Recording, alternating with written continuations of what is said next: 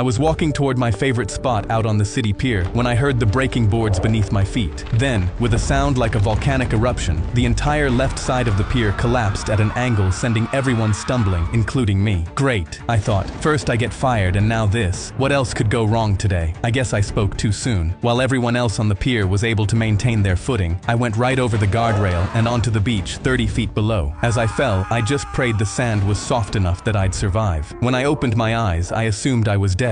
I was still on the beach, but standing over me was the ghost of my father, who died more than 3 years ago. I stood up and looked myself over. I was still flesh and blood, still very much alive. I suppose I had to be hallucinating my dad's ghost. It made sense. I was fired from the engineering firm that he helped build from the ground up, so of course I felt like a failure. Then I heard another crack and the entire pier came down a few more inches, followed by a new round of panicked screams from above. The ghost pointed to the problem, a failing support beam. If a total collapse happened, people could die. Then he pointed at the driftwood lying around the beach. When I was a kid, me and my dad would collect driftwood to build castles. Little did I know, these were my first lessons in how to build things, so that eventually I could take over the family business. Suddenly, my engineer brain took over, and everything made sense. I knew what had to happen. I collected as many logs as I could find along the beach and lined them up along the broken beam. Then I took off my belt and cinched it around the group of logs. I pulled the strap on that belt as hard as my muscles would physically allow, and suddenly the beam snapped back into place. The pier was once again level, and the people on it were safe. I looked back at the ghost of my father. He simply put his hand over his heart, and then dissolved into the darkness. When I got back to the pier, I was hailed as a hero.